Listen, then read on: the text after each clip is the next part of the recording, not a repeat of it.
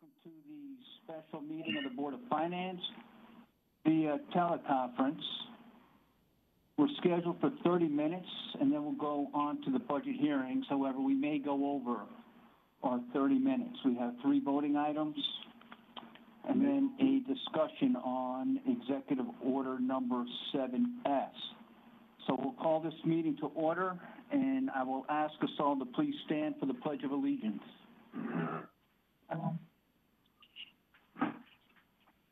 I pledge allegiance to the flag of the United States of the United States of America, and to the republic which stands for which it stands, nation one under God. under God. Under God.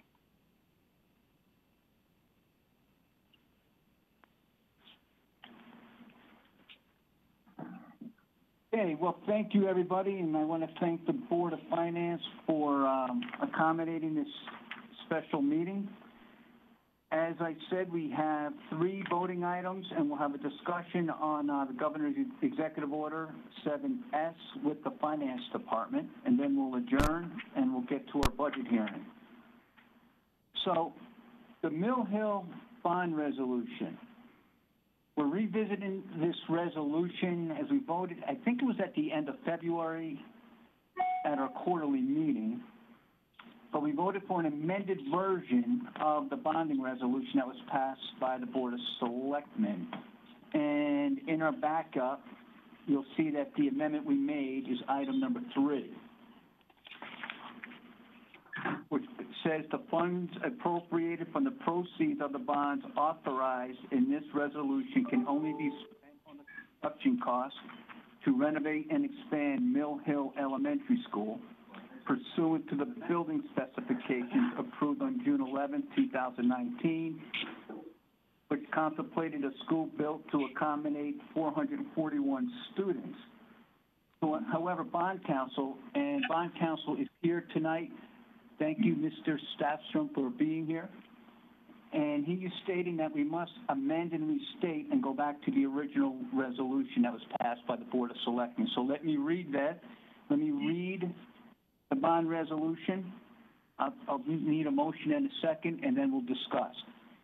To hear, reconsider, and act on the following bond resolution as recommended by the Board of Selectmen, entitled A Resolution Amending and Restating the Resolution entitled A Resolution Appropriating $22,600,000 for the costs associated with the renovation and expansion of Mill Hill Elementary School and authorizing the issuance of bonds to finance such appropriation, to increase the amount of the appropriation and this bond authorization by $1,274,900 to a total of $23,275,500, consisting of 4 pages, a copy of which is attached hereto. So can I have a motion, please? Mr. Mottola, seconded by Ms. Marmion. This motion is now before us. So, Attorney Staffstrom, can I just turn it over to you and you could explain to us what the issue was with our amended resolution?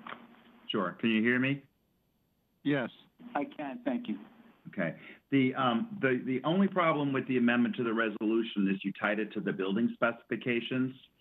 And the building specifications, as you know, are 6 or 7 pages of very detailed specifications down to, for example, what locks will be used. And that type of thing. That was normally not ever in a bond resolution because if, for example, the building committee decided to change the locks on this facility, that could violate the bond resolution. I believe, I wasn't at the meeting, but I believe the intent probably was just to clarify that what the Board of Finance intended is that the renovation was to be limited to the 441 student option, because as you recall, there are a number of other options that were discussed.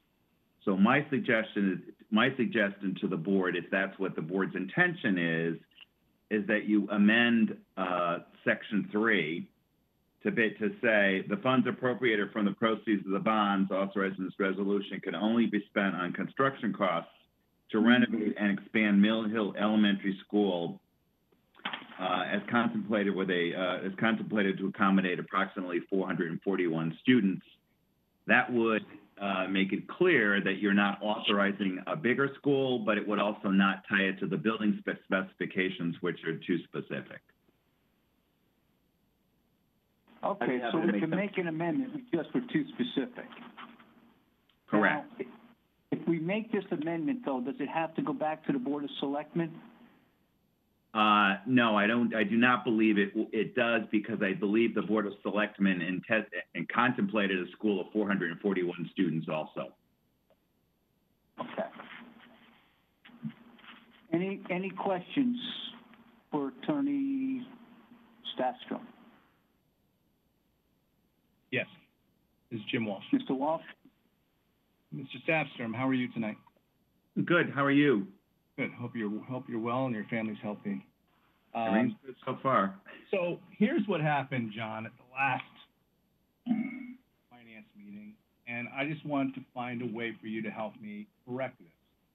Was that we learned at that meeting that there was an attempt to add an extra room on. I think it was like a STEAM science room or something like that, if I'm recalling correctly. That's exactly right, Jim. That's right.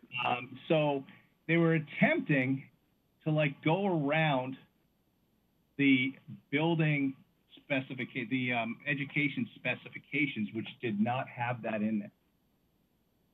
And what we were trying to do, and what, I was kind of the leader of that, was, I'm trying to save the taxpayers' money.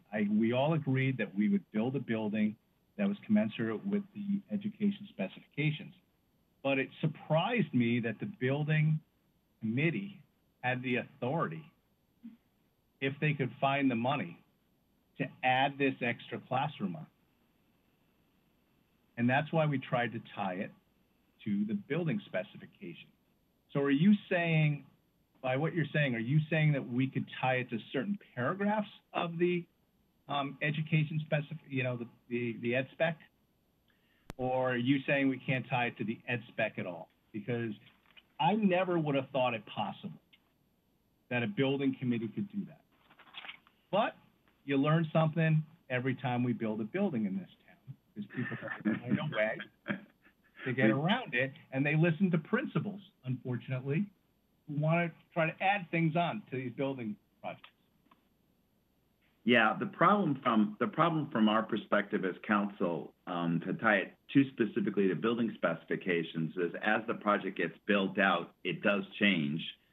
Hopefully your building committee is looking for cost savings rather than cost increases. But if you, and I understand your conundrum here, but from our point of view, tying it to the specifications, which in this particular instance were very, very specific, were problematic. I mean, when I looked at it, after the meeting and went down all the way to the locks and the type of windows and that type of thing, it's problematic. I don't. How do we tie it to the law? I know we've been back and forth with this before. I think honestly, you folks have to have just a sort of a real honest conversation with your building committees on this, so that we don't get to this point. But I understand your concern. So, is there a legal problem with tying it to the paragraphs that deal with the classrooms, the number of classrooms? Not dealing. I don't care about the locks. I'm not trying to tie it to what type of locks. No. I clearly understood your intent. I'm sure you didn't focus on that.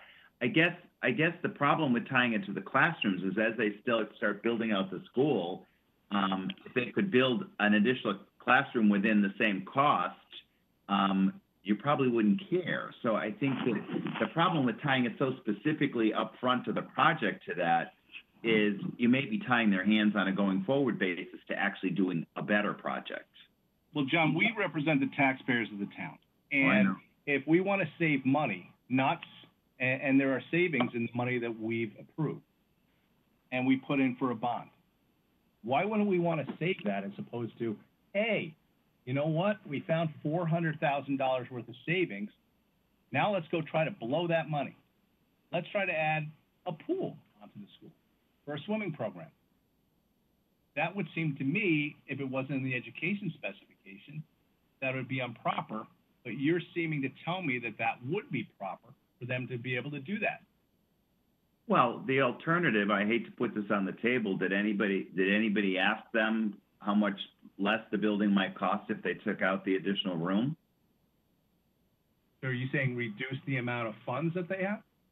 Well, that's in effect what you're trying to do here, really, is you're basically saying you want to tie them to the specifications.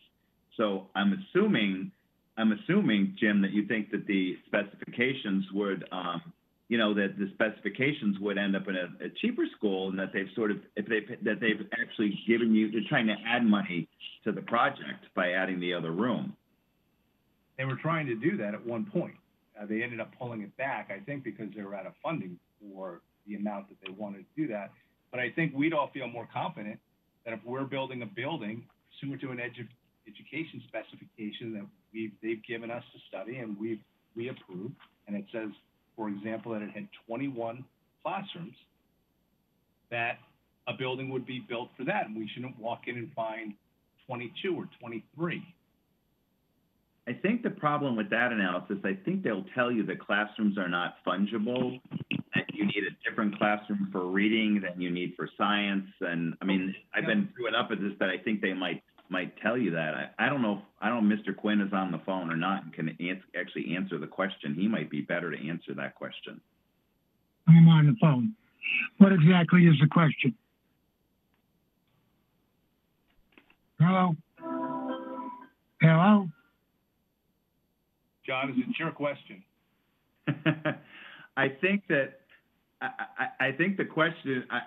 guess the question is, if you boil it down to the question, I guess is the cost of are classrooms fungible, or does a science classroom cost more than a math classroom cost more than a reading classroom? It's a tough question to answer. Normally we do it on a square foot basis.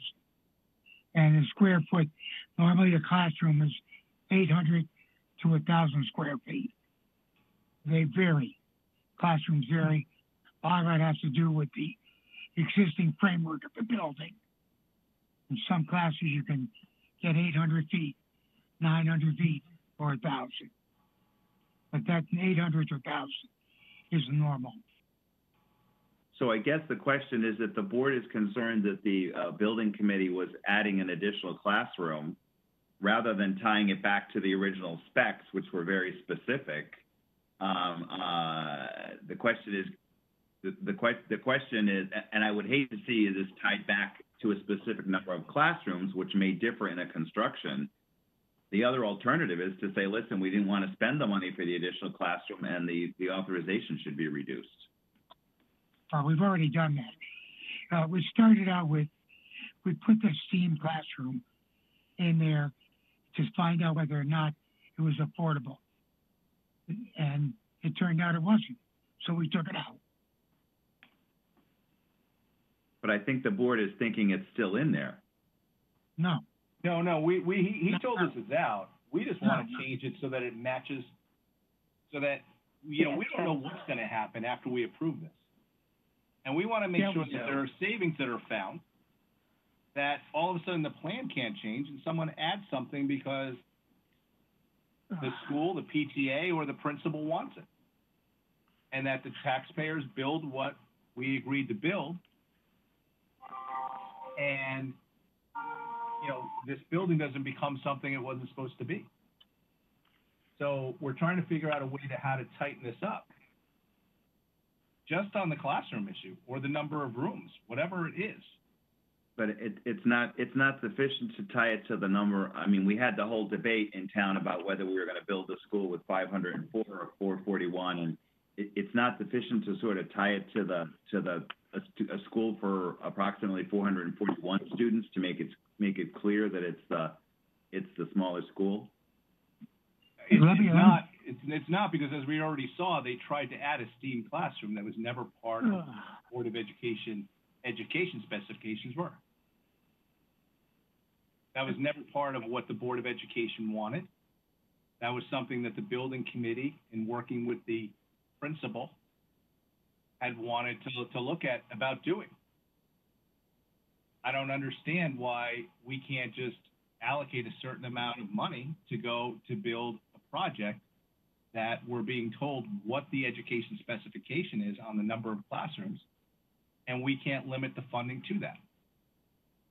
I'm not asking about every single thing in the education specification. I understand that. That would be too complicated. And anytime a lock would change, I guess, so would, that wouldn't meet the terms of the bond resolution. Correct. But I think that we should be able to limit it to a specific number of classrooms and rooms.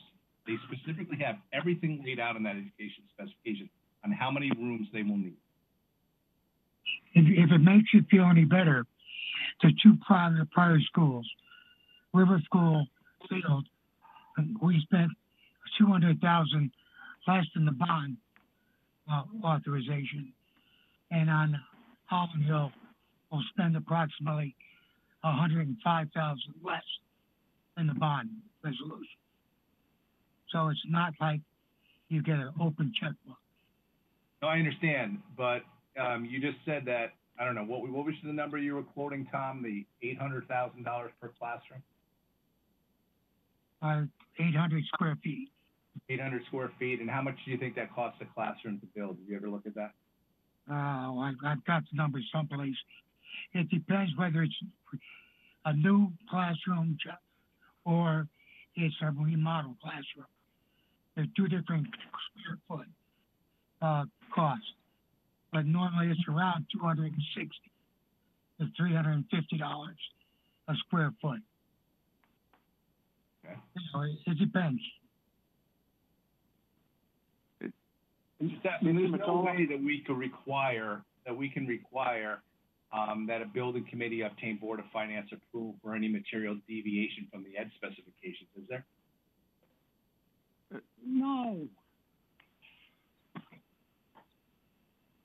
Mr. Mottola? God. So I understand what you're saying, Mr. Walsh. It's John Mottola speaking here. I don't want to tie the hands of the building committee, but what I would say, and ask Mr. Quinn, if you think you're doing something that may be beyond the specifications, you want to make the project better, but within the confines of the budget, will you represent to the Board of Finance that you'll come back and tell us that's what you want to do? I don't know we have authority to say no, but at least you'll report back to us. I think that might be a solution so we can move forward. Because as Mr. Stassen said, I have problems tying the hands of the building committee if they're able to do something that makes the project better within the confines of the money that we've appropriated. So that would be my suggestion to try to move on from this. Yeah, I have no problem with that. Tom, why didn't you come back to us when you were looking at that and tell us that you were thinking about doing that? Because we wanted to find out the cost, first of all. All right. Nobody was putting anything down into the ground. And Mr. Chair, can I just dovetail off of what Mr. Walsh is asking here, and maybe we can come to some kind of mutual understanding. But Jim, tell me if I'm off base here, but and maybe Mr. Sastrom can fill me in. This is Jack Testani. Just want to find out what we're proposing here. And I think I actually seconded your motion, Jim, initially, was to make sure we're not approving this where we're allocating, basically saying we agree with this change in the ed spec to add this STEAM classroom. So, but my understanding from Mr. Safstrom, the reason why we got back to this point tonight was because we cannot change the wording, correct, of the bond resolution without compromising the initial bond request to begin with. Am I right with that? The original language has to change, but maybe we can request that the building committee come back and report back to the Board of Finance to make sure we haven't allocated any extraneous funds or something random like a STEAM classroom. Is that, on the right track? Sort of on the right track. I mean, the problem with the amendment here, the problem with that we had with the amendment is that it was too specific, because the building specifications are too specific, going down to locks and windows and door types and all kinds of things.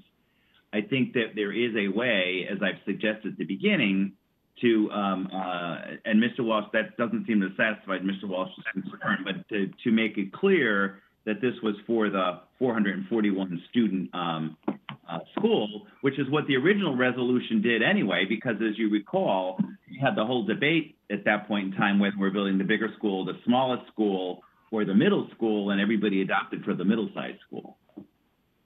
But Mr. Sexton, you understand that part of our initial concern, and I don't want to speak for Jim, but I know for myself that night as well, that there was this change to the ed spec that was added about the STEAM classroom. That's where the genesis of some of these concerns came up. So we were trying to think of a way to rephrase the whole request so that, you know, some of these changes wouldn't just randomly show up. Am I saying that right, Jim Walsh? Would that be a fair summary of? Yeah, I mean, I understand Mr. Strafson's point. I'm just trying to figure out, and I understand, I appreciate him trying to amend paragraph 3, but I'm trying to come to some kind of middle ground, and I'm asking, I guess, for his opinion on whether it's amendable so that we limit it to a specific number of classrooms. Not just say 441 students, because you could have 441 students and build extra rooms that are not needed. And just because you say 441 students, it doesn't mean that you just have to have a specific number of rooms. Right. I'm just looking on that limited basis, yeah. Mr. Sasser. I think the problem with that, the problem with that is you can do that. You could do that in my view, but at that point, what you're doing is you're hamstringing the building committee as they build out the school to stay within that number of rooms. If as they build this out, they could build 1 or 2 extra rooms in the school for the same cost of the amount of money you allocated, they're not going to be able to do that without violating the bond resolution. So exactly. And that's what I want. And maybe you don't want them to, but as circumstances develop, as they're building out the project, you know, whatever you put in the resolution, they sort of have to follow. I think the better course of action is, and I don't sense there's that sense right now, but the better course of action would be to vet the project now and be satisfied with what they're building. And maybe it's a certain level of trust so that they're gonna stay within the amount you're willing to give them and build the best possible school they can.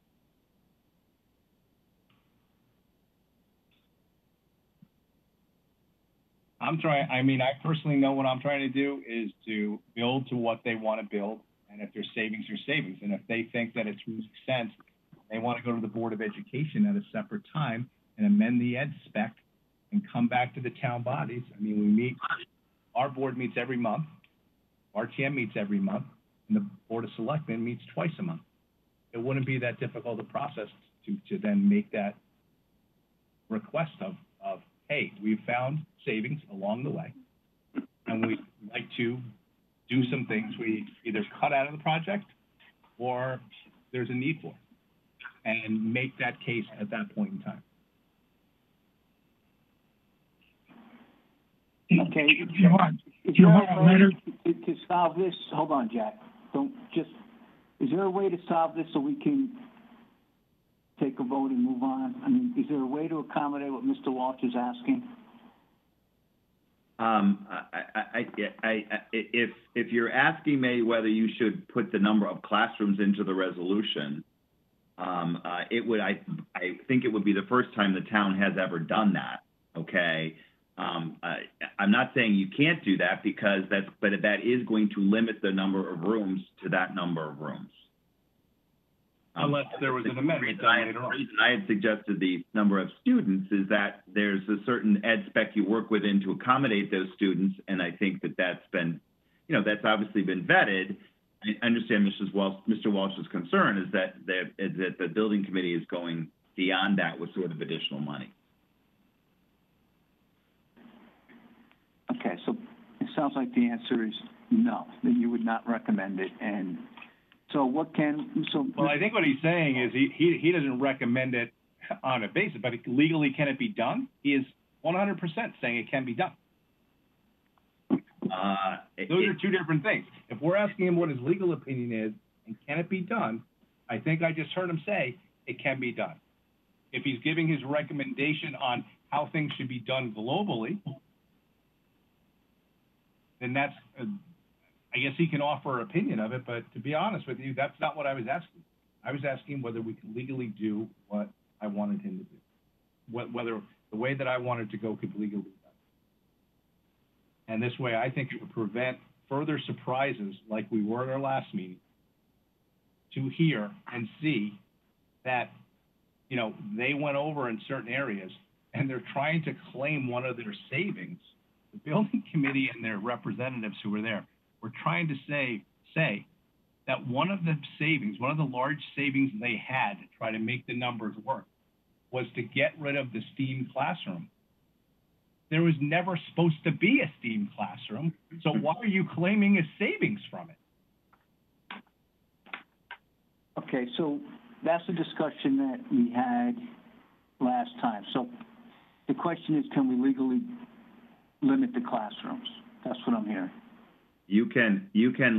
I believe you could legally limit the classrooms. That's a specification that people can easily understand, as long as folks understand that if you do that, that's now written into the bond resolution. So at some point in time, the building committee decides you gave them $23 million and they actually could build 18 classrooms instead of 16 classrooms, they're not going to be able to do that. Unless they come back to us, correct? Know that they've ever come back with specifications like that before. I mean, would they've come back as additional funding requests, but it would be unusual for them to keep coming back with that. All right. Mr. Chair, can I just ask? No, hold on, Jack. Mr. DeWitt, go ahead, and then I want to ask Mr. Walsh if he wants to make that amendment. Thank you. So go ahead, Chris. Thanks. It sounds as if bond counsel is saying that if we tie it to the ed specs, which is what I had originally wanted to do as well, he could literally be tying it down to locks and small level details. Is that correct? That's correct, because you look at the ed specs, they go down to the way specifics. Right. So, but if the ed specs, and I get it, but if the ed specs change, so if Mr. Quinn's installing $2 locks today and the ed spec changes to $3 locks, we don't care. So why do we care if we're tied down to that level of detail? I mean, if the ed spec changes and within the same appropriation, same amount of money, the Board of Ed says, hey, I think I can fit another classroom in. I guess I don't see what the harm is to tie into the ed spec, because we have to be in compliance with the ed spec anyway, right? But the ed specs in this case, sometimes you'll see ed specs that are just like sort of like really an outline. We're going to build a gym, a cafeteria, 10 classrooms and 2 bathrooms. In this case, you have 7 pages that could, I mean, they actually name the kinds of locks and doors and windows. So if you actually put that in the resolution and tied it to the ed specs as adopted on June 11th, whatever the date was, technically you violate the bond resolution if you use different locks or different windows or different doors. So I honestly, in all of our clients, I've never seen anybody go down to that level of detail, because you run the risk that you're actually violating the resolution if you change those things on the ed specs.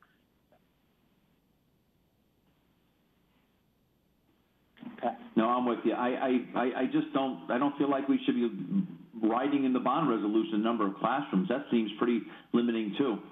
You know what? That's my point. And I don't want to belabor this anymore, but when I first heard your recommendation, bond council's recommendation, I thought it was actually pretty good. Could you maybe restate that, because we've had a little bit of conversation since then? Sure, I would just clarify, in that section 3 of the bond resolution that the money's authorized to be used for a school of approximately 441 students. I agree with that, Jim. Guys, before you speak, there's two things. Number one, raise your hand or send me a message. And then number two, please identify yourself so the public knows who's speaking. Okay, so thank you. And just for the public that's getting on at 7:30, this is the Board of Finance meeting. We're still in our special meeting. We have not begun our budget hearings as of now. So, Mr. DeWitt, just going back to you. I'm fine. I'm leaning toward accepting what bond council's recommending to us. Okay, then, Mr. Walsh, you have anything? Yeah. Do we know what the number of classrooms are in the education specification approved by the Board of Education on June 11, 2019? Mr. Quinn? I would have to go back and count them all. There are 21 actual teaching classrooms, and then the number of resource classrooms, Jim. Okay. I believe it's about 15 to 16 normally, but I don't know the exact number offhand. Okay.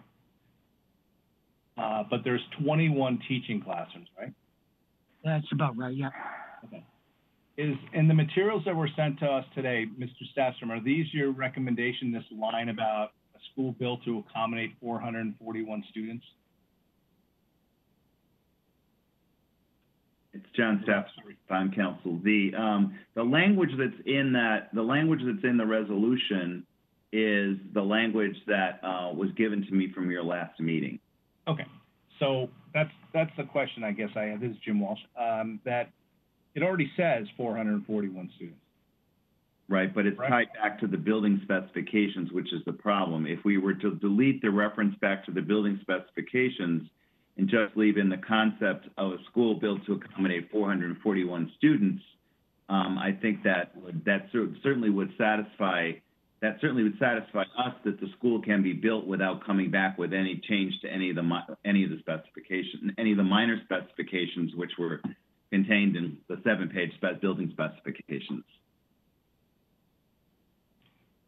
What happens if we tied the classrooms to the building, as specified in those building specifications? Just limited it to, without putting a number, just saying that it's as described in the building specifications that were approved on June 11, 2009. Then again, you would be tying the building committee to that exact number of classrooms if along the way when they're building out the project, they could, for the same amount, they could build more classrooms, or they decided to build different classrooms, or which they would have the money to do and could do without anybody's approval, correct? As long as they had the money, they could do that. Once they have the money, they can build the school within that. I mean, the theory on any bond resolution for anything is that what they tell you they're going to build, they're going to build. Okay. All right, well, I'd like to make a motion that in paragraph 3, after the word Mill Hill Elementary School, let's say to include specific number of classrooms specified in the building, and I think it should say education specifications approved on June 11, 2019, which, and then say not, then the rest of it would stay the same. So after Mill Hill School, there'd be a comma and say to include the specific number of classrooms pursuant to the education specifications approved on June 11, 2019.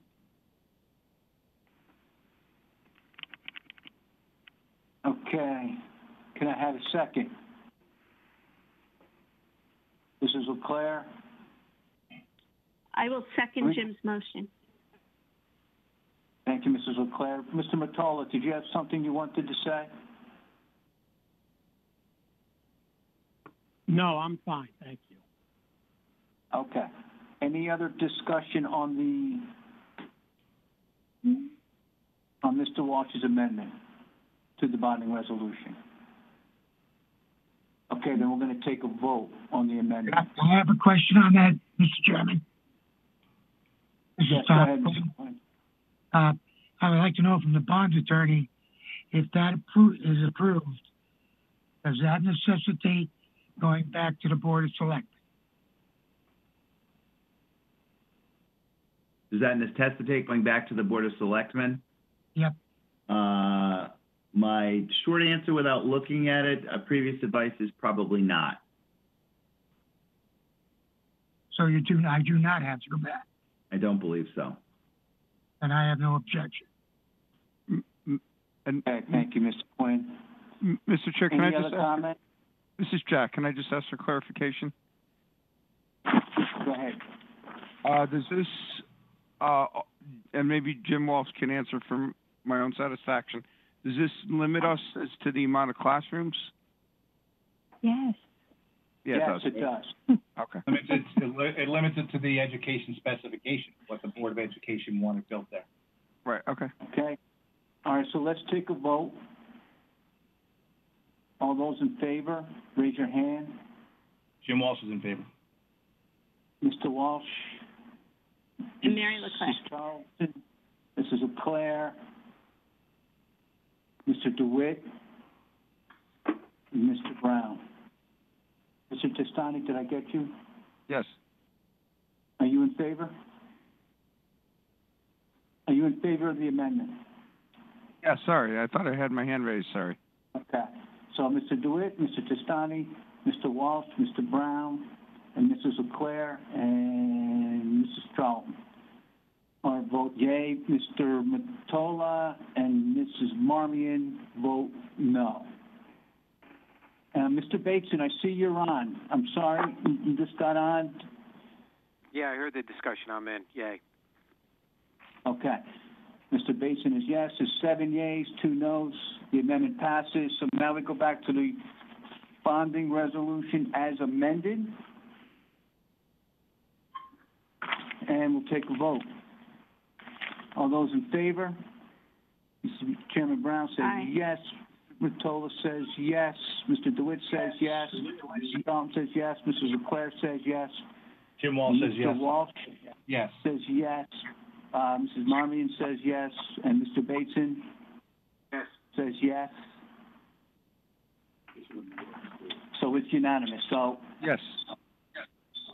the bond resolution passes as amended, Mr. Quinn, so you're all set to go to the RTM. Thank you, sir. Thank you, everybody. Thank you, Mr. Thank Quinn. you. Safstrom, we still have a couple of bonding resolutions to go through, so can you just stay with us? I'm hanging with you. All right. We're finished with item number 3. We're on to item number 4. To consider and act upon the following bond resolution as recommended by the Board of Selectmen entitled a resolution appropriating $6,245,000 for the costs associated with the construction of the Eastern Turnpike pump station and forced main replacement, and authorizing the issuance of bonds to finance such appropriation, consisting of 3 pages, a copy of which is attached hereto. Can I have a motion to put this before us, please? Mr. DeWitt, seconded by Mrs. Charlton. This motion is before us. Mr. Carey, are you with us? Yes, I'm here. Okay, please just take us through this. So this is a project that's being proposed by the WPCA in order to rebuild the Easton Pump Station and put a force main sewer line in order to handle the additional flows that are coming online in September from the Sacred Heart, the new Sacred Heart dormitories and the potential build of the Sacred Heart hockey rink on the GE property. The numbers that are in front of you right now are actually represent the bids that came back. We went out to bid. So these numbers are not an estimate. This is the true cost of construction and construction oversight with a 10% contingency. The project is critical for Sacred Heart and for that section of town in order to not just maintain but increase the flows in the Eastern Turnpike area. The existing pump station is about 45 years old and needs to be completely redone just due to the fact that it's aging and and it cannot serve the capacity that's coming online. Okay, thank you, Mr. Carey. Questions for Mr. Carey? Mr. DeWitt? This is Chris DeWitt. Just real quick, Mr. Carey, I saw in the bond resolution that this is going to be funded by the WPCA. Will it be funded from existing monies already in the WPCA accounts? No, so that's why we're going out to bonding. It would be, we would start the aim is to start the project immediately, but this would be paid through bonding. Oh, I guess that makes sense, doesn't it? There is, okay, so the cost, just to clarify though, the cost of the project. Calling out. Okay, Mrs. Marmy, did you have a question? I do, thank you. Can you just clarify for me, has the hockey rink at Sacred Heart, have they begun construction on that?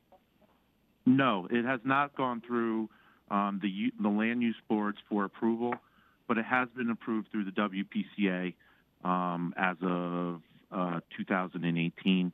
They did come in with flow projections in kind of in between the GE campus and then the new dorms. They came in at once and sought approval through the WPCA at that time. So those additional flows from the, sorry. So the additional flows, potential flows from the hockey arena were baked in at that request that was about 18 months ago. Thank you. I'm asking because I'm an adjunct faculty member at Sacred Heart, and I get emails to faculty, and staff get emails from the president. And he recently sent us an email saying, given what's going on with the coronavirus and other issues, that the university is taking some steps. One of the steps is that they are not going to start new capital projects. They're putting everything on hold. They are completing ongoing projects, but they will not be pursuing at this time and in the near future any additional capital projects. So I'm wondering if you've been in communication with them and how this might impact what we actually need in terms of this bonding resolution. So the flows that were approved and calculated were basically based off the dormitories and the GE campus. So at some point, I would imagine they're going to move forward with additional construction on the GE campus. There is a pending inland wetland application for the hockey arena that is scheduled for a hearing in June. But that doesn't mean that they're going to go directly to construction. So there's probably about an 18-month leeway, even if they were going to build that. But the upgrades to the pump station and the force main are directly, at this moment, directly related to the dorm occupancy for the new dorms that start in September. So we're kind of a little bit behind on this, just because of a couple factors, but one of them being getting an agreement with Sacred Heart. But so this is mainly for the dorms that are being built. Okay, thank you. Okay, thank you, Mrs. Marmion. Any other questions? Yes, I have one, Jim. Mr. Walsh? Yes. Brian, when we last spoke about this, we talked about a couple of things. Isn't this what we talked about with Sacred Heart was entering into an agreement with the town to pay $1 million, I think it was? Yes, they have committed to that, and we're just, our legal counsel is basically drafting a contract with them for that agreement. Okay, but the cost drastically went up, and that's what we talked a lot about at our last meeting, correct? No, these were the numbers. So these are the numbers that were being put forward from our engineer, Wright Pierce. So back when we were presenting this in November, or I think October, when I came in with a bunch of WPCA projects, this is where, we were kind of estimating it. So the bids did come in within what we thought they would. Did we have a placeholder for this at a lower number prior to our last meeting? I don't believe so. No. Thought that there was a project. I mean, Go ahead, Brian. Sorry to interrupt you. So, I'm just trying to find what I presented, but we were happy with the bid results. I mean, the project is, the force main and the rebuild of the pump station actually were flip-flop on the cost, but they were within what Wright Pierce had given us as a engineer's estimate. I thought when we talked about this, whether it was October or November, we had talked about that the number that Sacred Heart had agreed to pay was probably not sufficient based on where this project had gone, because I thought we had excess costs, unless I'm thinking about some other project where they're planning on giving us some funds. And we had asked that the administration go back and try to renegotiate more funds from them. Yeah, I wasn't privy to those conversations, but they did go back and, the Sacred Heart, it's very unusual for any organization to offer to pay for town infrastructure above the permit costs in itself. So, but if we don't, the fact that Sacred Heart. So what happens if we don't approve this, Brian? Can Sacred Heart build their dorms? No, we can't. So they've already built the dorms. We don't approve this. They can't. We would be in a potential lawsuit because first we have to issue them COs. So what would happen is that they would connect. It would overwhelm the capacity of not just the pump, but the sewer system. So we would have bypasses routinely, which would lead us to be fined by the DEP. I mean, it's not really a possibility. Okay, and are you building this to a capacity that will also hold on to their proposed ice skating rink that they're talking about, this whole huge facility up there? Correct. And all their future building up there? Yes. Okay, so we don't have to build to that capacity, though, correct? We just have to build to a capacity that will hold these dorms that we have. So if we're going to build new infrastructure, again, Sacred Heart's not the only user of the pump station. Pump station needs to be replaced regardless of Sacred Heart. It's just aging. The pumps are 45 years old. It's dated. There's maintenance issues and repair issues at that station as it is. No, so the town was committed to.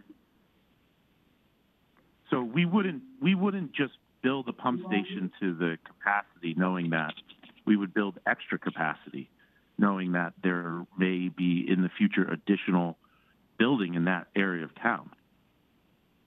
They being the excess capacity to build what Sacred Heart's planning, or build extra capacity for some extra, like maybe a bigger house or something else like that. Okay, so something but that I don't. Yep.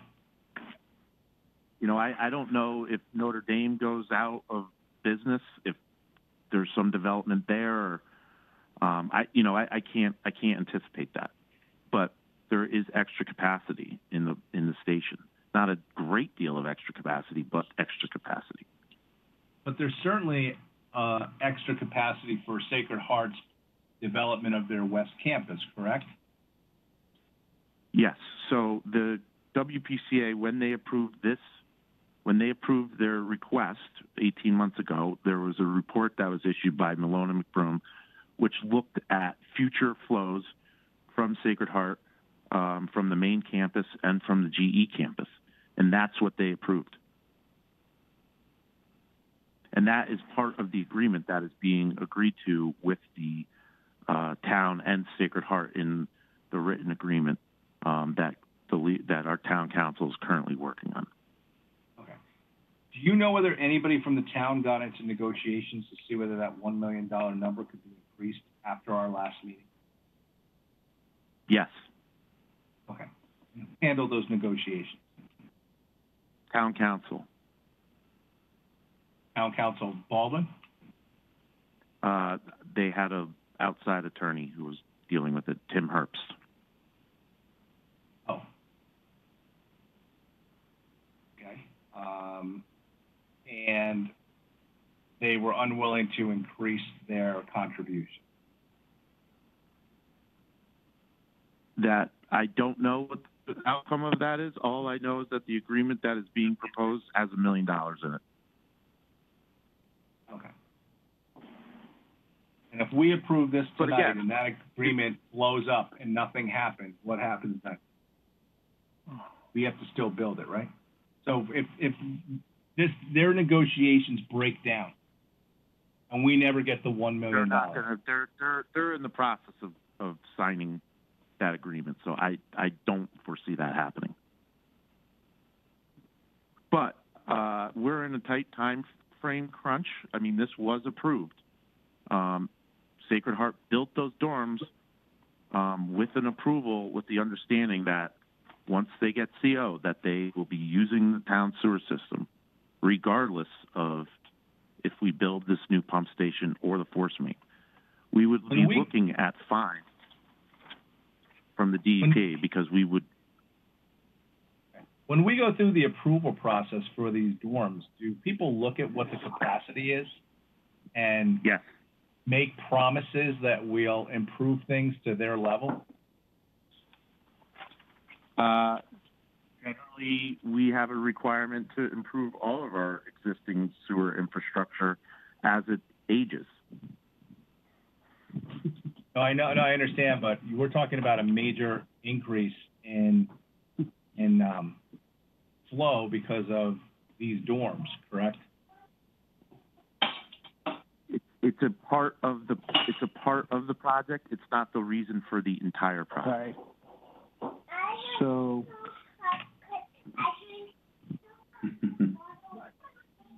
Regardless of Sacred Heart's dorm construction, we would still be looking at upgrading the pump station. The cost of the force main is basically because of the additional flows.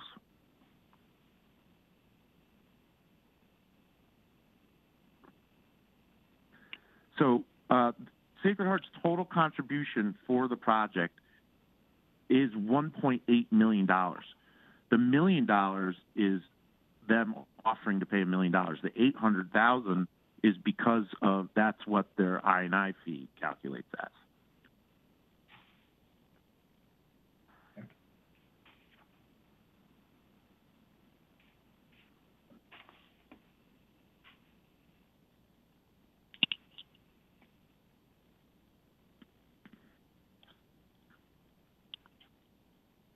Hello? Okay, Mr. Walsh, are you done? I don't have any further questions. Okay. Mrs. LeClaire? Hi, this is Mary LeClaire. I agree with Jim Walsh. When this project first was introduced to us, it was like a renovation of the pump station with Sacred Heart paying $1 million towards it. Then in October, when you came to us, or September, the price significantly went up for us because Sacred Heart had expanded their use, or at least that was my understanding of it. So we had asked for the town to go back and try to renegotiate with Sacred Heart to ask them to pick up a percentage of the increased cost. So I would really like to hear from someone on the town side to explain how that negotiation went and why it didn't change. And also if there's any other additional costs for this project to the town. I thought maybe there was also rent Fairfield was going to have to pay for the pump station on Sacred Heart's property. So this is the project that's been being designed since November of 2018. So previous to the approval of Sacred Heart and their dorm construction, the town had planned to renovate the existing pump station, but that renovation was basically renovate to new. So it would have been rebuilding the existing pump station anyways. The WPCA approved the project, and Sacred Heart, as basically part of the approval, was they agreed that they would give the town $1 million on top of their permit fee of $800,000. So, the project that has been presented to the board from the beginning was both the pump station reconstruction and the force main. The numbers that are being presented right now are the numbers from the bid. So even if I came in October and said this was $5 million, we went to bid. What I'm presenting to you are the true numbers. I wasn't privy to the discussions with Sacred Heart, but I will tell you it is highly unusual. I don't even want to say highly unusual. It's just not. There's no precedence in the town that other ratepayers or users of the facilities have ever gone and paid above the permit fee to improve our infrastructure. That's what the permit fees are for. So I'm not saying that Sacred Heart, that there shouldn't be, there was a discussion with them, but to ask them to pay for more is very unusual, and it's a very strange precedent.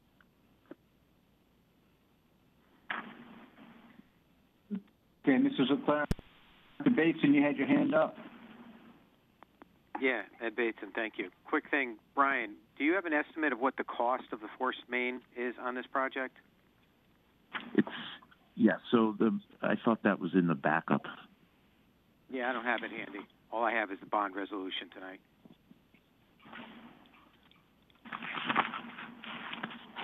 Just one moment. I have to just pull it up. Okay, while you're doing that, I guess I could direct something towards Staffstrom if he's on the call. So the force main, the cost of the force main was, the bid cost was $1.9 million, and the cost of the pump station was $3.3.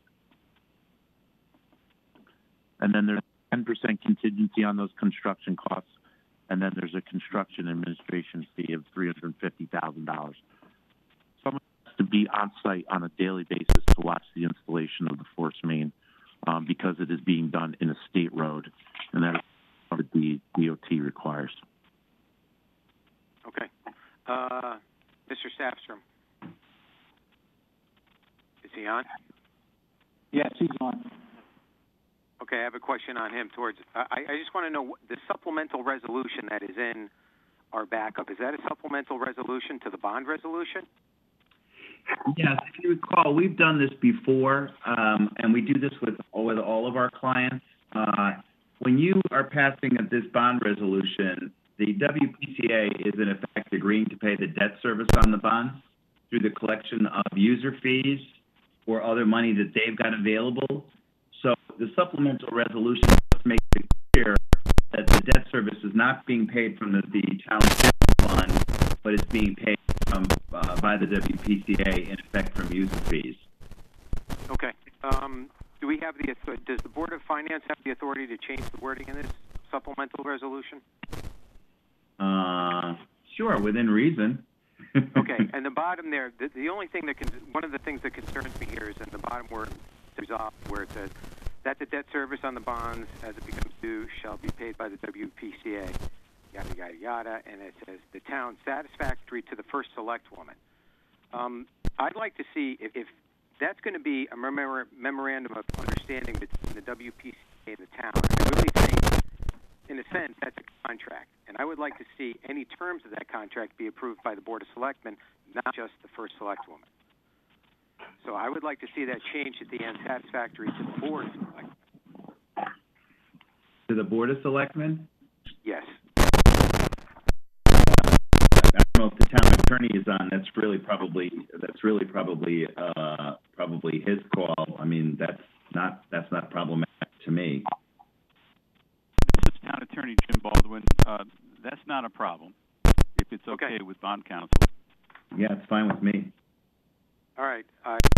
Mr. Chairman, whenever you want to wrap this up, I'd like to propose that change, so. Okay, so that would be, we're going to vote on this separately. It looks like, and the supplemental is its own vote. So we'll get to that as soon as we vote on the $6,245,000. Thank you. Thank you. Any more questions for Mr. Carey? Mrs. Marmion? Hi, I don't have a question. I just have a comment, which is that there's been a lot in the news recently in terms of what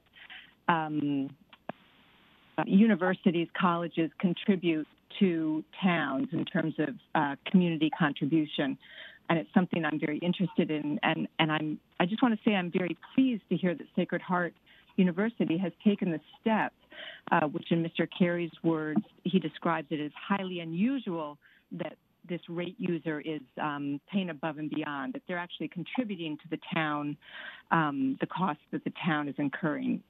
So I think this is very encouraging that they're doing this. Thank you. Thank you, Mrs. Marmion. Any other questions or comments? Yeah, I have one more, Mr. Chairman. Mr. Bateson? Yeah, to Brian Carey. Brian, when I was in the WPCA, I remember these discussions, and it sounds that this $6 million is the total cost of the project. I could have sworn I remember that the WPCA was going to pay for a chunk of this out of their reserves. Is that discussion now changed? It's going to be straight up from the bond? Yes. Okay, that's correct. Where are we now with the WPCA plus? Or are we going to? Is that going to be a discussion later on, Mr. Chairman? So there's other projects in the pipeline. They felt that this one was appropriate to bond. But there's other projects that are coming up that they're looking at using those funds to pay for. I think there's about $9 million in that surplus at the moment in the WPCA fund. But they're paying for a portion of the hardening project out of that. And then there's some other projects, the East Trunk sewer line upgrade that they're looking at paying out for that, and some other projects that they have in the pipeline. Okay, Brian, when you get a chance, could you just forward to the board, I'll say, the capital planning that we did recently on the WPCA and how, because you know, even though the taxpayers aren't paying, it is backed by the full faith and credit of the town, and you know, essentially the sewer users are paying for this. We do have that. I don't want to say it's a static thing, but we do have a plan in place for that. Okay, great. I'm all good, Mr. Chairman. Thank you. Thank you, Mr. Bateson. Are there any other questions? Mr. Walsh, I don't see you anymore, so I'm assuming not. Mr. Testani, if there are no other questions, then this motion is before us, and we need to vote. So all those in favor of the motion before us, Mr. DeWitt, Mr. Mottola, Mrs. Marmion, Mr. Bateson, I have to hear you. Yes. Mr. Walsh? Yes. Mr. Testani is yes. And Mr. Brown is yes. Motion passes unanimously. Okay, item number 4 is complete. Item number 5. To hear, consider, and act upon the following bond resolution as recommended by the Board of Selectmen, entitled Supplemental Resolution, consisting of one page, a copy of which is attached here too, stipulating that the debt service on the Eastern Turnpike Pump Station and Force Main Replacement bonds as it becomes becomes due shall be paid by the WPCA from its own funds, and the obligation of the WPCA shall be set forth in a memorandum of understanding with the town satisfactory to the first select woman. So, Mr. Basin, you want to make it an amendment to the motion? Well, first of all, let's put the motion on the table. Mr. Mottola, seconded by Mrs. Marmion, and Mr. Basin. I'm going to go to you. Yeah, Mr. Chairman, I'd like to make a motion to amend the last part of the resolution where it says resolved at the end to strike to the first selectwoman and insert to the Board of Selectmen. Okay, do I have a second? Mr. Second. DeWitt, second. Any comments on the amendment? Okay, seeing none, going back to the original motion with that change to the town satisfactory to the Board of Selectmen. Okay, so now the amended motion is before us. Any further comments or questions to Mr. Carey?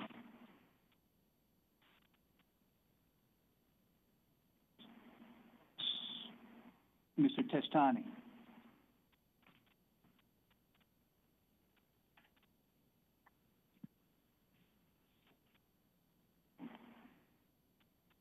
No questions for Mr. Testani. That was from last time. Okay, very good. All right, then all those in favor, please raise your hand. Mrs. Charlton, Mr. Mottola, Mrs. Marmion, Mr. DeWitt, Mr. Testani, Mrs. LeClaire, Mr. Bateson? Yes. Mr. Walsh? Yes. And Mr. Brown is a yes, so that motion passes unanimously. Okay. We finished item number 5. Going to item number 6, discussion on Governor's Executive Order number 7S. So a little bit of background. The moderator of the RTN, Mrs. Karen Wackerman, the majority leader, Ms. Jill Vergara, and minority leader of the RTN, Ms. Pam Iacano, has asked the Board of Finance to review with the Financial Department the given choices as outlined in Executive Order 7S that the RTN must vote on, as does the legislative body of each municipality. So the choices are the deferment program, the low interest rate program, or both. So we've been asked to have a conversation and ask questions, get clarification and recommendation from the Finance Department.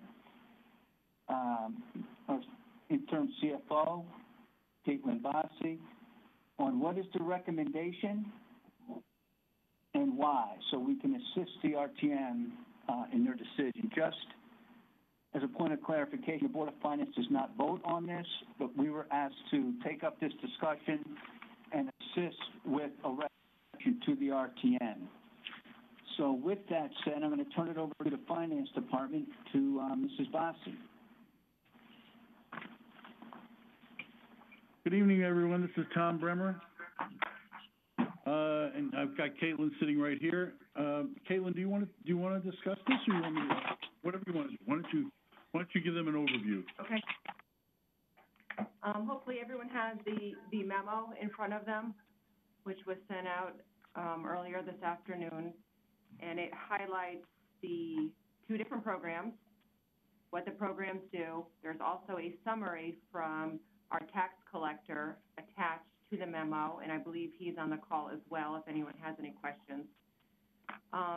Basically, it describes the 2 programs, and our recommendation is to go with the deferment program, which defers the taxes. We are quarterly, as everybody knows, so it defers both installments, the April installment and the July installment. In the financial analysis, you can see the cost of doing so is basically the 1%, which we're currently, it's an estimate. The SIF rate is 1% on our investments. So in summary, we receive $50 million a quarter in taxes. Approximately 25 million of those come in escrow. Those are not affected by this program. The other 25 million is what is affected. And as you can see on the Excel file, we make some assumptions as to who's going to pay and when they're going to pay. The first assumption is that 25% of the people will pay in April. So that's about $6.2 million, which leaves about 18.8.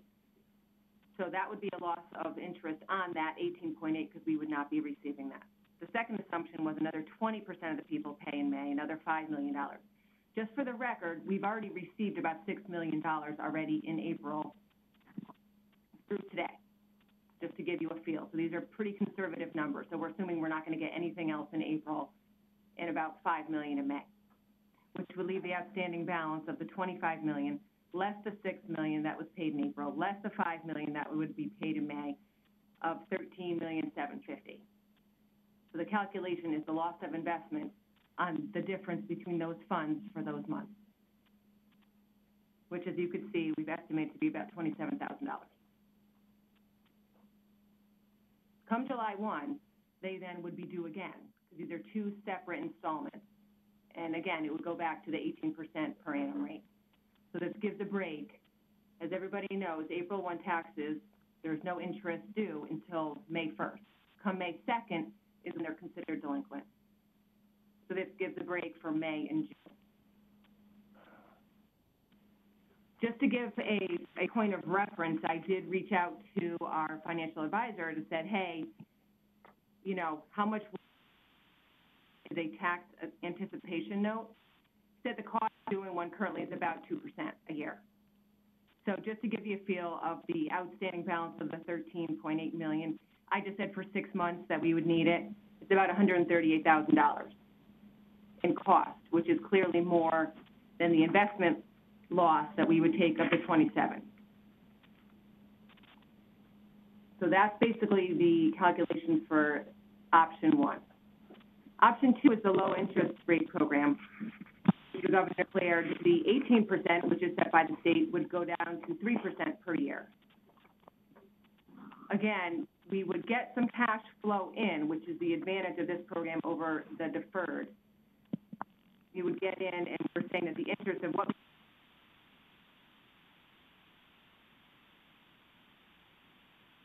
$8,000 is what the calculation shows on that. Dave Kay could kind of talk to, he's been getting calls from taxpayers in the community.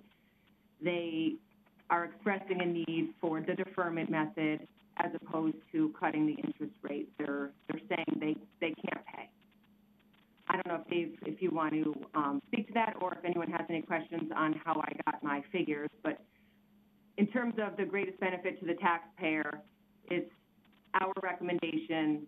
Dave Kay has talked to the tax collectors in the state, along with the tax attorney who represents the Tax Collectors Association, and who helped draft the guidance on this, recommending the deferment method, as is the administration.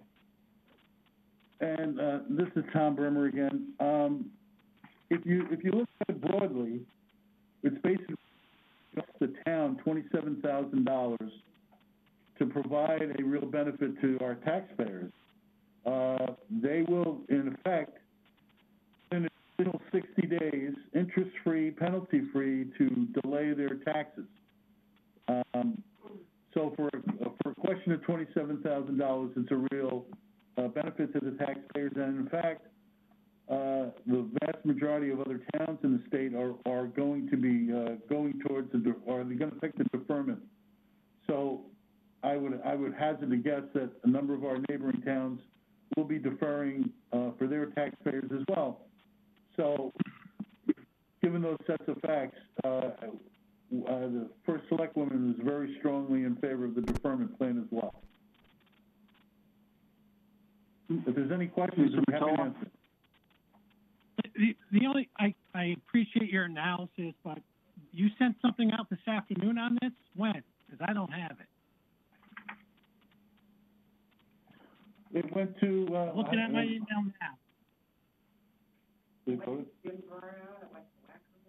I didn't get anything either. Wait, What was sent to me? Did anyone get anything? Let's ask the board members. No. That's the first question. I didn't get anything. This is Jim Walsh. I didn't get anything. We sent it to, my understanding is it went to Karen Wackerman, Joe Bergaro, Pam Iacona, and Brown. Well, I'm not blaming Jim then, so it's fine, But Jim. I You don't, have I to- don't even see it.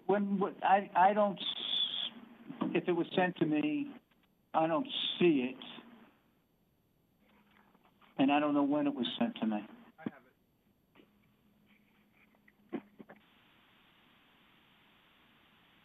It to all of us right now, at least. Yeah, and just for the record, I don't want to belabor this, but I'm on record preferring the deferment anyway, so, but it should be sent and other members should be able to look at it. Oh, sure. John, are you in favor of it just because you have experience with this program and you've seen it, or do you know the details of it? Well, I was on a seminar a couple of days ago about the programs and then read the executive order, obviously. I didn't look at the analysis, obviously, that was sent this afternoon. Okay, so you're not looking at the analysis, but you have some industry experience in this. That's why you're with this. I just think to me it makes sense for a variety of reasons, and I think it's probably the appropriate way to go. Mr. Dave Kay. Hold on, let me go to Mr. Dave Kay, who has his hand raised. Good evening. Can everyone hear me? Yes. Yes, we can. Yes. Okay. All right. I'll just fill in a couple other things to kind of follow up on what Caitlin was saying. As you know, as the tax collector, I'm on the front lines here. I'm speaking with the taxpayers all day, every day. We're still, to a degree, working in the office every single day, rotating basis. But, we get probably 5 calls every hour for the 8 hours that we're in the office of a taxpayer saying, are the taxes deferred? I can't pay right now. I'm out of work. What's going to happen? No one's asking, will you be kind to me when I fail to pay on time? Meaning, will you charge me less interest? They're saying, will it be deferred? So I think this will be a shock to everyone if we go the other route and charge them interest, even if it's a smaller percentage, because likely what they're going to say is any percentage is too much when they're out of work and, going through this.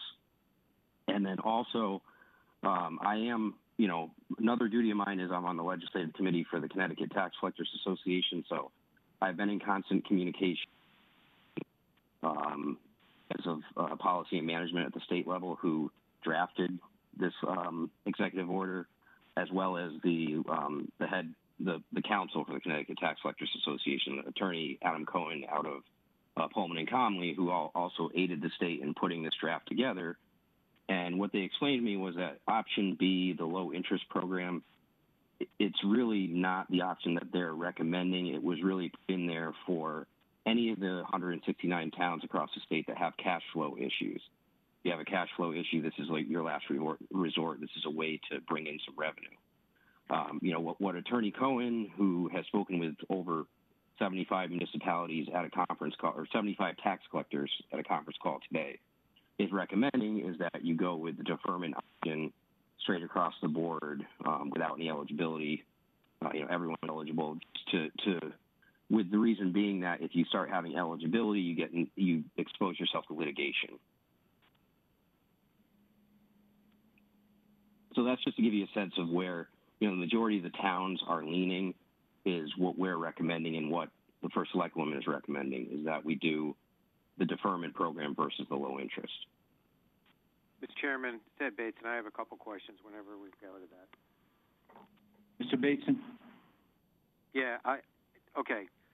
I haven't seen anything. I didn't get anything, so I'm going to backtrack on everything that Caitlin said, because as she was speaking, I was trying to find what she was talking about, so I don't know. Dave, what is due and payable this quarter, ballpark, for property taxes, personal? $50 million? Yes, approximately $50 million. What are we expecting to come in? $50 million, we're guaranteed 50. Yeah, but we're guaranteed to collect $25 million because escrowed accounts are not eligible for this.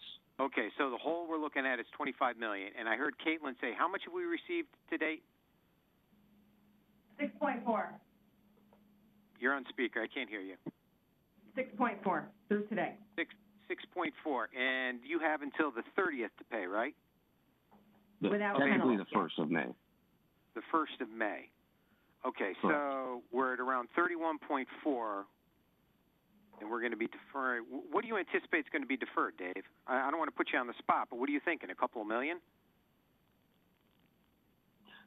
Yeah, I mean, I think it's going to be it's going to be a small percentage. I'm just looking ballpark. If you're looking for passage or a recommendation tonight, and I don't have a piece of paper in front of me with an analysis, I'm trying to get happy with where you guys are going. If I'm going to give a deferment to the taxpayers for a couple of $1 million, that I see. I just want to make sure that the number's not 15 million.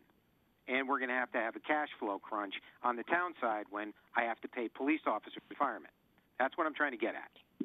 Yeah, I mean, I could envision it being under 10 million simply because the other protection in place is that we are still required to file the lien by June 1st, meaning that even if they choose to defer and their balance is sitting there without interest, we're still going to apply a lien with the caveat that we tell them we're not going to foreclose or take your home. We're simply just protecting the town's interest. But most people, if I had to guess, if they can afford to do this and they're gonna pay before they get lien. Okay. Is Tom Bremer on? Yes, he is. Yeah, Tom, it's Ed Bateson. What's the game plan? How are we going to fulfill? How are we going to keep money in the bank? Are we going to ban if we have to? If we had to, yeah, but I think we have more than enough cash on hand to carry us through, certainly for 60 days. I don't think that's a problem at all. Okay, and sorry, back to Dave. What's the deferment? How long does that buy the taxpayer? It gives them an extra. In other words, I don't have to pay it on May 1st. What's this deferment getting me? How long? An additional 60 days. So they have till July 1st with this current installment, until October 1st with the July installment. Okay. And Tom, you're happy that we wouldn't have to ban to get us bridge that if we were short 10 million? Nope, not at all. Okay, I'm good right now, Mr. Chairman. All right, thank you, Mr. Bateson. Any other questions? First, I did not receive it. So, Mr. Walsh, go ahead. How was the assumption made about the 20% of the people would pay in May? We made up. We made it up. We have to decide what percentage is a reasonable percentage. How many people are going to pay? And where's the cash coming from if we don't ban it? Where's the cash coming from? It's from our cash. Is it from the fund balance? We have all our money is in one account. It's a cash account. So, but there's the fund balance is in there, correct? That's part of the cash. That's correct. Okay. How much of the cash is fund balance, and then what are the other amounts that make up the cash? Our fund balance is as of last June is $36 million.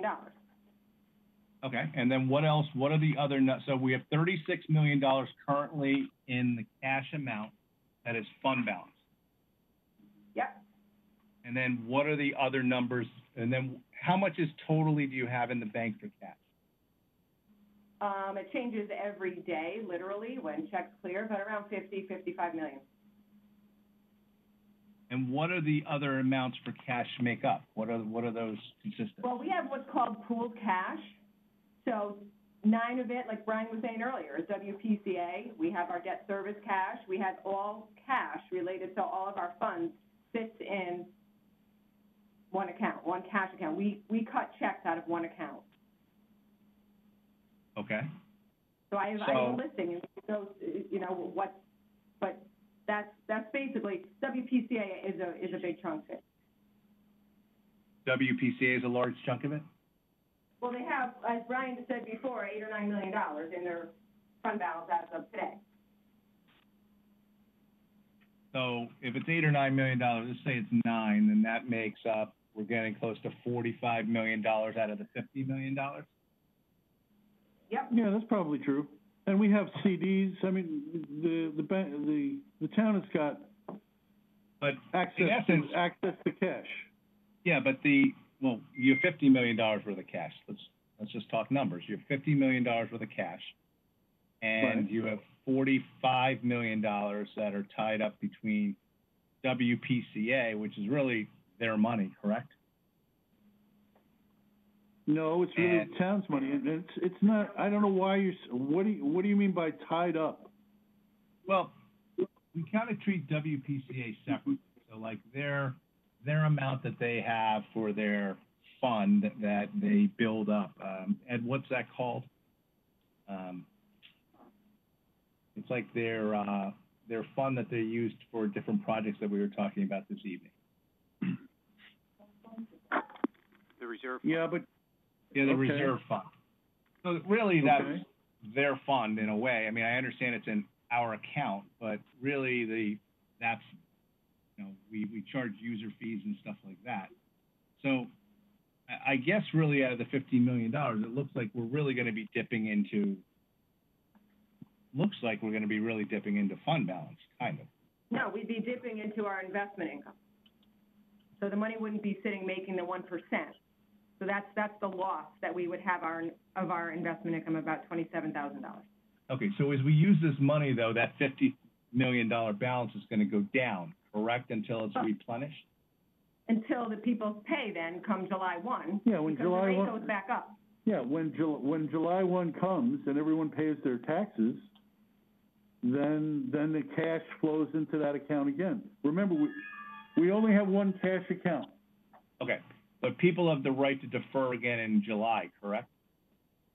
Yeah, but Yes, they do. We'll be getting the same $25 million from escrow. Yep. Yep. Mm-hmm. Yep. And how much do you burn on a monthly basis? I guess it all depends on the month, but how much do you burn every month in cash?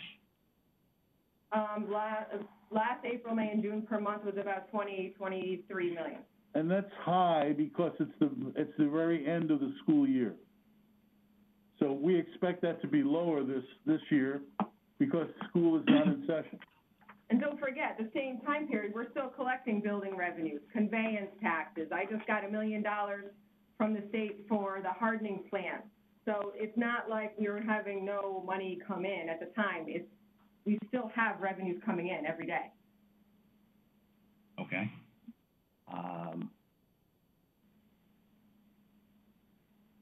All right, but it appears as though we'll be kind of backstopping some of this with the fund balance.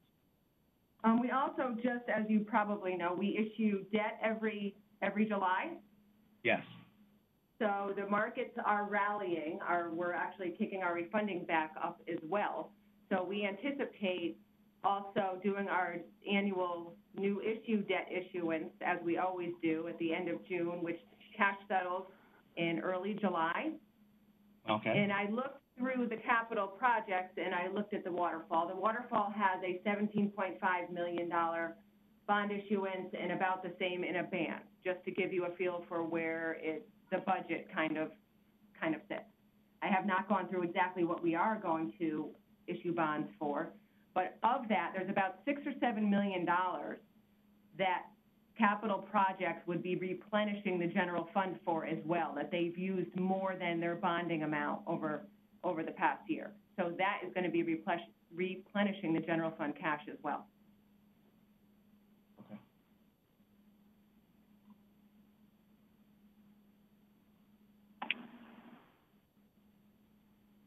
Anything further right now, Mr. Walsh, or I can come back to? The other question I have is, what happens when is this money supposed to be repaid by if we do the deferral? I'm sorry, can you say that one more time? When is the deferral money supposed to be paid back by the taxpayer? When should we have our money back? Well, if they're supposed to pay on April 1st, and they have till May 1st to really pay. Now, if we go with this deferral program before April 25th, which we have to by law, that gives them 2 more months. So instead of May 1st, you add 2 months and no penalty or anything like that. And then at the end of the 90 days, we've already given them 30, so 60 more days, they have to pay their taxes. Otherwise, it goes back up to an 18% penalty. Okay. But they still, you know, if they don't have a job and they can't pay it, then they can't pay. You can't get blood out of a stone. So there must be some amount, are you looking at, that will not be paid back and will carry on? That's, well, that would affect the collection rate. So, which is why we've come up with, when we come up with our budget for this year, we've lowered the collection rate. Okay. You So that's how we address that issue. And so what percentage, in lowering your collection rate to what you supplied on that one sheet, what percentage of the people are you presuming are not going to pay you back? No, I have no idea. I have no idea. You can't look at that. The way we did it, the way we, you know, we could pick a number. I can't remember the 98.61. Pick that number because it's the lowest number in the last 15, 16, almost 20 years. Yeah, but we've never had anything like this happen ever. So I don't even know why you could. I don't even know how you can just take the last 20 years and presume when we've had the unemployment number that we hit and a reduction of GDP by 30%, how that compares to anything in the last 20 years. Well, all I can say is if you have a better number, then you go with that number. All I can tell you is we have to pick a number. Somebody has to come up with a number. And the number we came up with, I said, well, what's the lowest rate we've ever had in the last X amount of years? And that's it. So if you want to argue for a lower number, well, then you can argue for a lower number, you know, based on nothing or something. Right, so, what's it based so when I see your assumptions here that if 25% of the people pay in April, 20% of the people pay in May, you haven't stretched that out to what you believe or what your assumptions are for what people will be paying in months after May? I would stretch. I'm not quite sure I understand the question. Okay, so what I'm saying is you said in your assumptions, if 25% of the people pay in April and 20% of the people pay in May, those seem to be assumptions that you're just making to try to calculate what this 1% will cost us. But it doesn't really stretch it out, I guess, because we don't know what's going to happen after that. Well, we assume that once the 60 days is up, that people are going to pay their taxes. All the people are going to pay their taxes. I'm assuming that we will go back up to a collection rate that we will be satisfied with. And if they don't, then 10% starts to apply. I mean, to me, that's a reasonable assumption. Well, it just doesn't seem to be reasonable now that the governor stretched his order to May 20th, and everyone who is unemployed who can't make these taxes is all of a sudden going to magically become employed and be able to make the taxes payments in June or July. I'm not sure I understand. Maybe we're reading two different things. I'm being unemployment checks are going to start flowing, and people who are now out of jobs will start getting some money, which they didn't have 2 weeks ago. Yep. But regardless, they'll get it for 2 months. They'll get an additional $600 per week until June 30th, and then I guess they'll go back to getting a portion of their salaries for a period of time. You may be right. I mean, you may know even more than I do. But all I can say is, at the end of the day, in the town of Fairfield, people pay their taxes. All right. Well, I guess we'll figure out whether they do or they don't based on what's going on in the pandemic and what's going on with their pocketbooks and jobs. You're absolutely right. Okay, Ms. Charlton? Thank you. Lori Charlton. I have one question. There was a comment made earlier about determining eligibility for the deferment. I think someone said that we wanted to offer this to everyone because requiring or having some sort of eligibility criteria would open us up to litigation. But the governor's order specifically makes reference to eligibility, and I think the guidance on eligibility was supposed to be clarified by the Secretary of State at some point. So I don't know if any guidance has come out or if something's happened with that, but I don't understand the comment that requiring eligibility would open us up to litigation. The other thing the order said was that in order to be eligible, all you had to do was sign an affidavit. So can you explain that further? Before Dave, hold on, but what I would like to add to that, and I think that's a very good question, Lori. This is Tom Bremer, I'm sorry. One of the things we're focused on when we talk about eligibility is purely from a management standpoint, my understanding is for people to be eligible, they have to fill out affidavits, they have to come in, drop off papers and all that kind of stuff, and we have to manage that. And I'm being told that may be a very a lot of management time going to be spent trying to manage and trying to find out people's previous taxes, what losses they've had. They have to prove all that. And I don't think that's true, Tom. I don't think that we're required to prove it. I think they have to sign an affidavit. And the reason I'm asking is I believe strongly and I fully support that this is something that we should do for taxpayers who need it. It doesn't make sense to me that we would open ourselves up to litigation by asking for someone to sign an affidavit if that's exactly what the governor's order requires, number one. The other concern I have is that this is only a 60-day deferral. And, somebody's going to have to pay it in 60 days, right? And then they're going to have to make a subsequent tax payment. So it certainly can help get some people over the hump if they have a temporary issue. But I will go back to Mr. Walsh's comments. This notion that after 60 days, everyone will just, be able to pay this back, and that's what we're going to assume in the collection rate.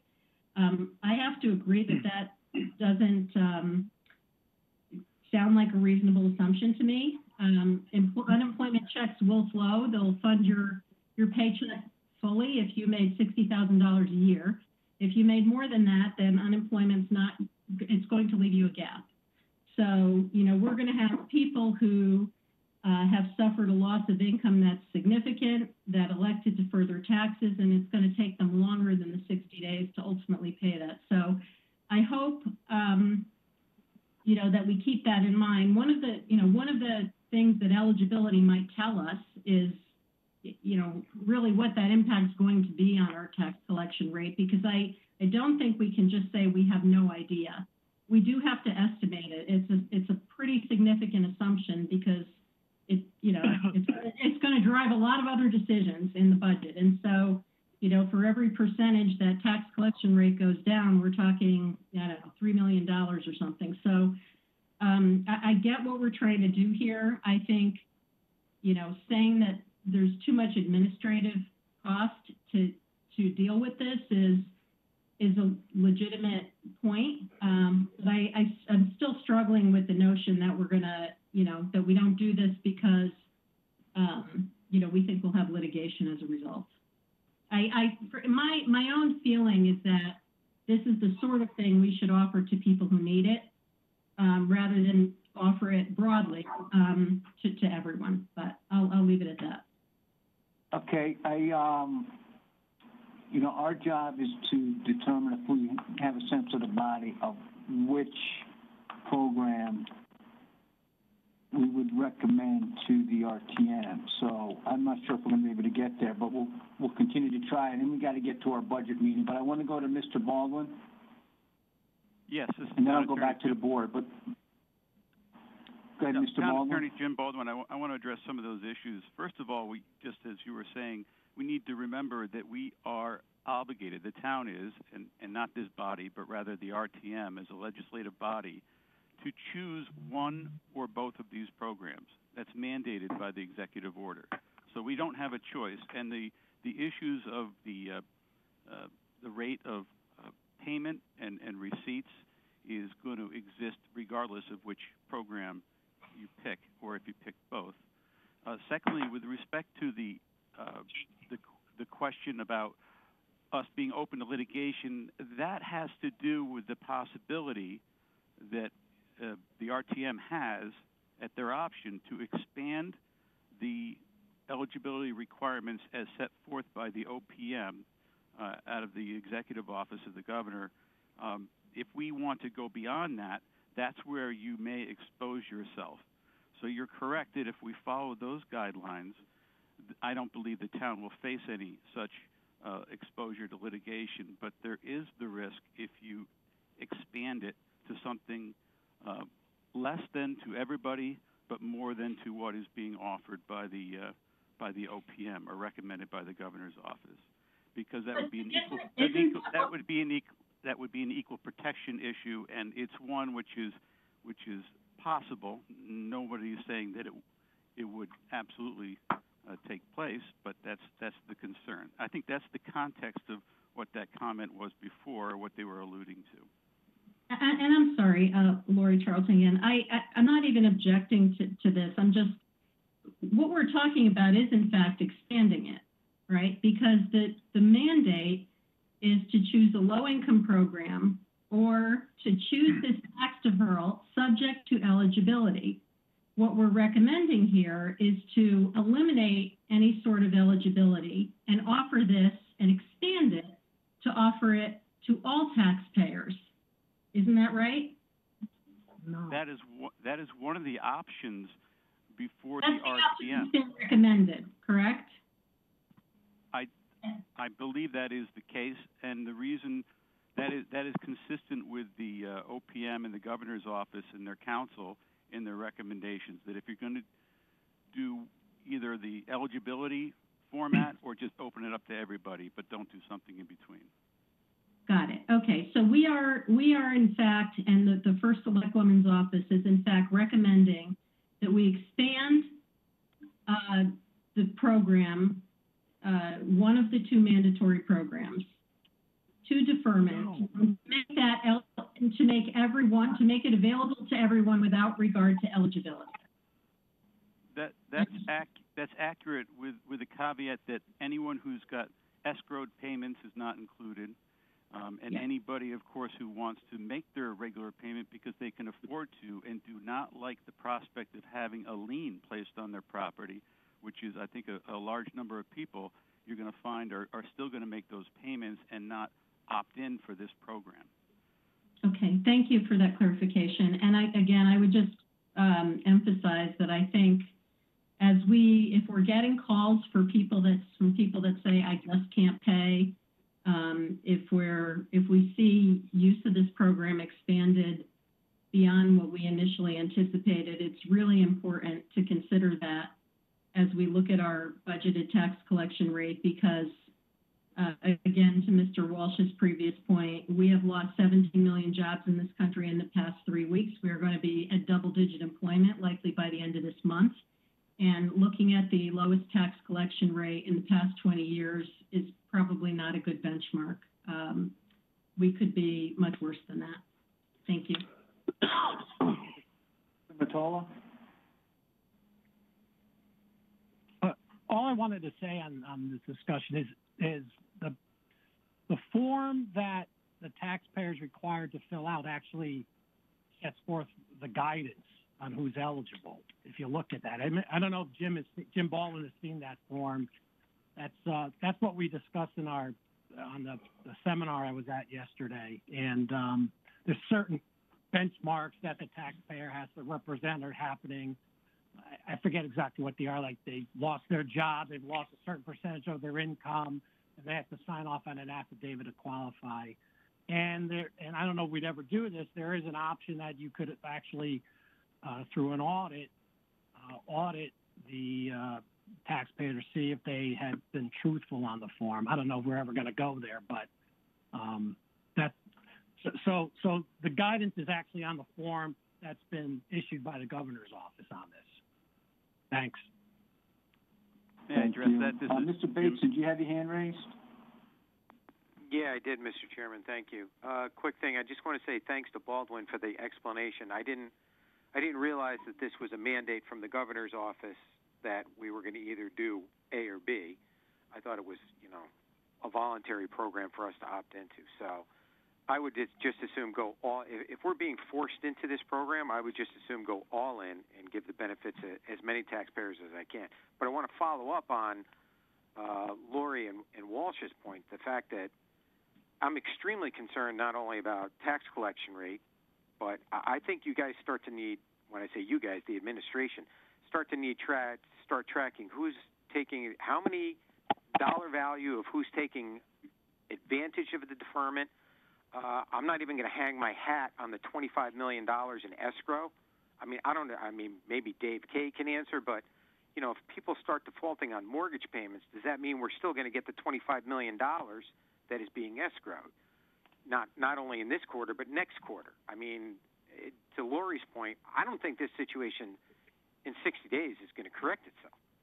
I think we're in for a hell of a storm here, and I want the administration to start planning for, okay, $10 million I lost in tax deferment. Let's not assume we're getting that in 60 days. Let's, in fact, compound that to I'm going to lose that plus another $10 million on July 1st when, your first quarter taxes are due. So the administration needs to start tracking these numbers so we can assess the, collection rate when we go to set the mill rate. Okay. That's all I got. Thanks, Mr. Chairman. Thank you, Mr. Bateson. Okay, it's 10:09. If we can't get this done by 9, we're gonna move on. Okay. So Mr. Mottola and then Mr. Walsh has a question.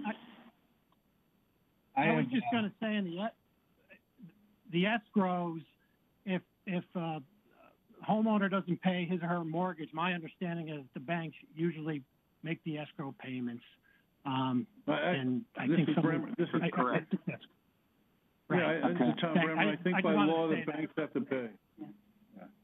Yep. That's correct. Mr. Day, hey Jim, can I go to Mr. Kay before you ask a question? He may be able to help us out here for a few moments. Sure.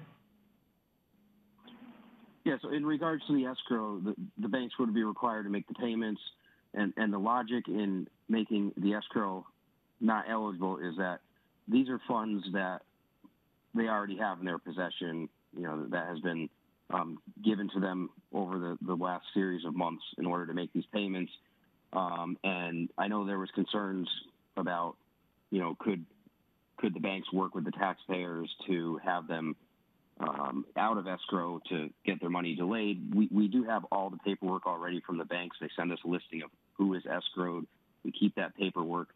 Every account is coded. So, as far as we're concerned, if they're escrowed, they can't try to back out and say, well, no, it's not escrowed anymore because they've already told us it is. They've already set up their file. So those accounts would be ineligible if they didn't pay on time. They would get charged 18% interest per year beginning on May 2nd instead of July 2nd. Okay, thank you very much. Mr. Walsh? This question is to Attorney Baldwin. What did OPM put out as the criteria in regards to the deferment program? The criteria is that you attest to the fact that your household has suffered an income of at least 20% reduction due to COVID-19, and in addition, you must say that you either since March 10th have been furloughed without pay, had your hours significantly reduced, or you're unemployed, and that has resulted in the 20% reduction.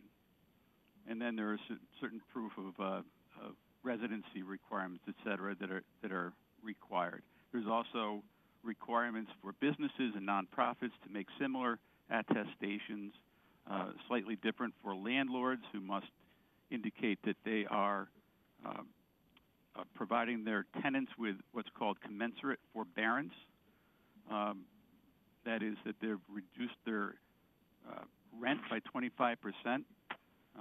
Or for 90 days, or that there's been a deferral of 1 month's rent for 90 days, or something that is the equivalent thereof, according to the tax collector. And again, the burden on the tax collector at these times is an obvious concern of the administration. But those are the requirements as set forth in the OPM form. Okay. I guess my other question, to Attorney Baldwin or to the tax collector, under paragraph 6D, the escrow payment section, seemed to suggest the banks don't have to make the escrow payment if the borrower is not making their payments and is not in a forbearance agreement. So would we expect the escrow payment numbers to go down because the banks are going to say we're not getting money from a significant portion of our clients, our customers, and therefore we don't have the money to be paying everyone's taxes who's not paying their mortgage payments, which includes their escrow payment? I think this is Attorney Baldwin again. I think Dave can speak to this better than I can, but just my own understanding is that those payments have all been received well in advance of the April 1 deadline. So those should always still be, relatively speaking, unaffected. For payments that come in after that, I can understand your question. Well, I thought from working with, Dave, you might know better, but I thought that tape or however you receive those monies, most of the time doesn't get through until the end of April because these banks seem to want to hold on to the money for as long as possible. Yeah, it always comes in at the end of the month, but again, I've always been under the understanding that this is money that they've already received in advance, from the taxpayers through their mortgage. And, our lien is superior. So even in the event that, they default on their mortgage, the banks always come through and pay timely because they know that, again, our lien is superior. And I agree. I think the payments were, these were collected in the months prior to a lot of these layoffs because of what happened with the virus. But the one that's going to be coming due in July could be off because at that point in time, the banks will know that they might not have been paid over the last 3 months by their customers. And it could cause the escrow payment amount to go down substantially because the governor's executive order advises the financial institutions that they don't have to pay the escrows if they're not being paid by their borrowers. 6D. So it's just something we're going to have to, once again, it's a guess on how much less it would be, but I don't think it's going to be the full $25 million. Wow.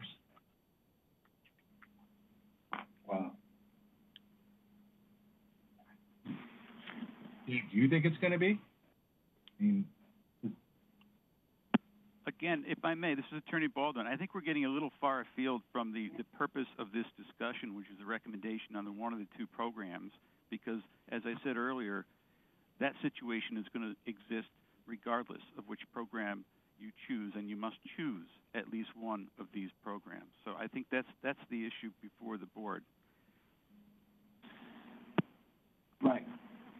Well, we have a choice between to recommend one of the two things. And the second issue, Jim, I guess, is we're just talking about it as well because we're trying to keep track of what the town's finances are and what our cash flow position is going to be and how we're going to pay for all this stuff under an executive order that was forced down on us.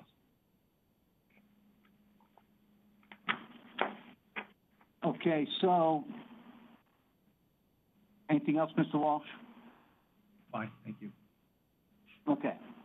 So given what we know and the fact that the town has to make a choice, and the tax collector is recommending the deferment program, and so is our finance department. Is that fair, Mr. Bremer? Yes, it is. Okay. So given what we've heard and knowing what the recommendation is, can this board at this time take a sense of the body and make a recommendation to the RTM to go with and agree with the tax collector and the finance department actually there's three choices. There's the deferment program, there's a low interest rate program, or you could choose both, from what I understand. But the choice of the first select woman the tax collector and the finance department is to go with the deferment program. Mr. Chair, I'd like to make that a motion. This is Jack. So, we want a sense of the body if we can make a recommendation. Mrs. Charlton? That's a yes? You're on mute. Sorry. Yeah, thank you, Mr. Chairman. Just to clarify, I think we're talking about the expanded deferment program, right, available to everyone versus the deferment program that's contemplated in the executive order. I don't think anyone is talking about the requiring eligibility at this point, right? Right, correct. Okay. Okay, so let me go around. Mr. DeWitt? Guys, take yourselves off mute. Sorry, yes, I agree. Mr. Testani? Yes. Mrs. Leclerc? Yes. Mrs. Charlton? Deferment, yes. Mr. Mottola? Yeah, I'm for the deferment, but I'm sorry, I'm a little confused on, when you say expansion program, anyone who wants it gets it automatically without having to show anything. Is that what we're saying here? Or are we saying the deferment we're not saying the deferment program that you have to satisfy certain guidelines that Mr. Baldwin set forth. That's what's confusing me. Mr. Baldwin? There are so many. That is what we're saying, correct? Yeah, there are so many iterations of this, and I think that's what I heard the board propose. That is correct. Well, if I may, John, another possibility that hasn't been discussed yet. I'm sorry, I know it's late already, but that is to offer full eligibility to individuals or households, but still require landlords to satisfy the requirements, landlords and businesses to satisfy the requirements set forth in the OPM by the OPM. My brother's is to allow for the deferment program, but the homeowner has to satisfy the requirements as set forth in the form and the guidance. I think that's different from what everyone else is saying, but that would be my preference. And then I think we should move on. Thank you. Mrs. Marmion? The expanded tax deferral. Mr. Bateson? Approve as recommended by the first select woman and the administration, whatever they've chosen. Mr. Walsh? I thought we were just voting on deferment versus low interest rate program. I'm in favor of the deferment program, not so much the extended, but the regular. And that's for the RTM to vote on about what they do. Right. Okay, so I'm for the deferment program as recommended. So the RTM has the sense of the body that it's a deferment program. There is some discussion on whether it's the expanded deferment program or as the deferment program as laid out in the Executive Order 7S. Okay? Okay, we got through Mr. Baldwin and Mr. Bremer and Mr. Kay. You have the recommendation. Anything to add? No, that's it. Thank you. No, thank you. Okay. Thank you. Okay. That is the end of this agenda. I need a motion to adjourn. So moved. Mr. Jonathan? I'll second. Seconded by Mr. Castani. All those in favor? Aye. It's unanimous.